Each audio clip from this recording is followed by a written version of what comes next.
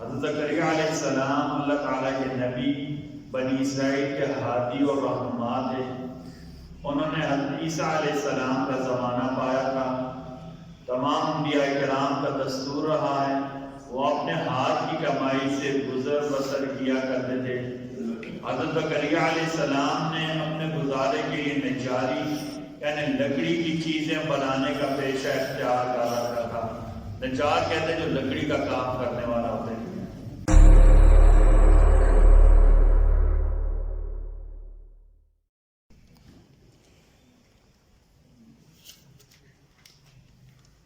بسم اللہ الرحمن الرحیم۔ اسلامی تاریخ میں سے حضرت زکریا علیہ السلام کا تعارف۔ حضرت زکریا علیہ السلام اللہ تعالیٰ کے نبی، بنی اسرائیل کے ہادی اور رہنما تھے۔ انہوں نے حضرت عیسیٰ علیہ السلام کا زمانہ پایا تھا۔ تمام انبیاء کرام کا دستور رہا ہے وہ اپنے ہاتھ کی کمائی سے گزر بسر کیا کرتے تھے۔ حضرت زکریا علیہ السلام نے اپنے گزارے کے لیے نجاری یعنی لکڑی کی چیزیں بنانے کا پیشہ اختیار کر رکھا تھا۔ نجار کہتے ہیں جو لکڑی کا کام کرنے والا ہوتا ہے۔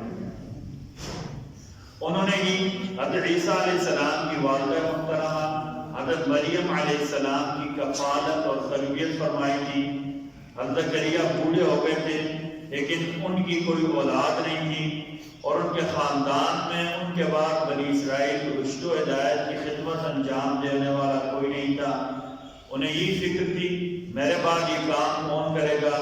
ایک مرتبہ مریم علیہ السلام کے ہاں پہ موسم پھل دے کر پوچھا مریم یہ کہاں سے آئے ہیں؟ انہوں نے کہا یہ اللہ تعالیٰ کی طرف سے ہیں۔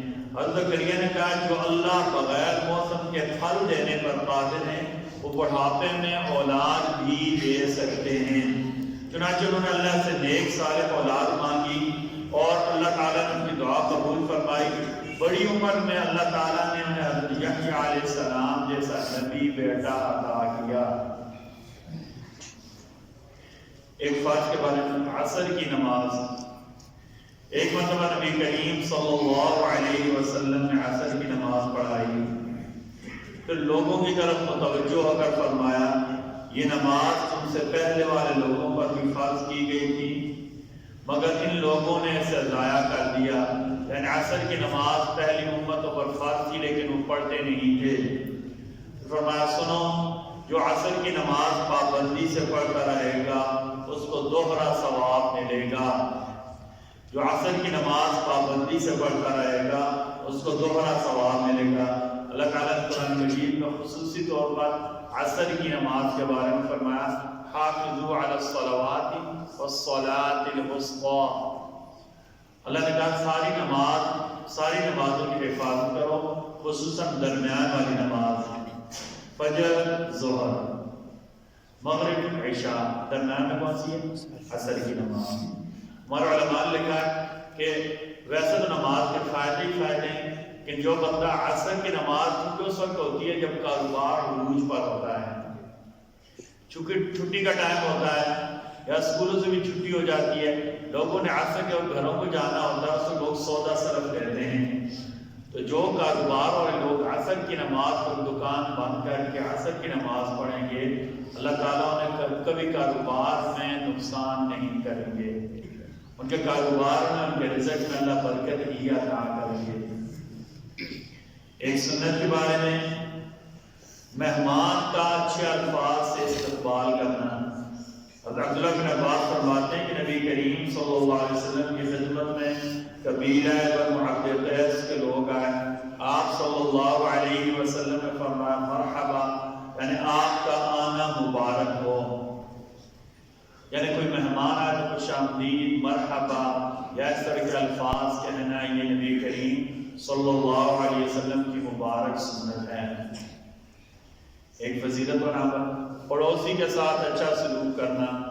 نبی کریم صلی اللہ علیہ وسلم نے فرمایا اللہ کے نزدیک بہترین ساتھی وہ ہے جو اپنے ساتھی کے لیے بہترین ہو، اور اللہ کے نزدیک بہترین پڑوسی وہ ہے جو اپنے پڑوسی کے حق میں اچھا ہو۔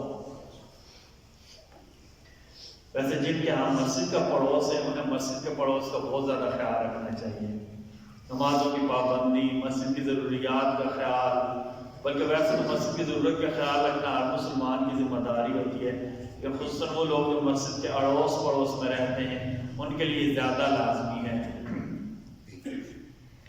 دنیا کے بارے میں مال کے متعلق فرشتے روزانہ کیا اعلان کرتے ہیں؟ نبی کریم صلی اللہ علیہ وسلم نے فرمایا، ہر روز جب اللہ کے بندے صبح کو اٹھتے ہیں تو 2 فرشتے آسمان سے نازل ہوتے ہیں، ان میں سے ایک کہتا ہے کہ اللہ اچھے کاموں میں خرچ کرنے والوں کو بہت زیادہ عطا فرمائے، یا اللہ اچھے کاموں میں خرچ کرنے والے کو بہت زیادہ عطا فرمائے۔ اپنی ضروریات کے لیے جائز طریقوں سے خرچ کرنا، اپنی اولاد پر خرچ کرنا، اپنے گھر والوں پر خرچ کرنا، اللہ کی راہ میں دینا، صدقہ کرنا، خیرات کرنا، مسجد مدرسوں میں لگانا، یہ سارے اچھے کام کے ذریعے ہیں۔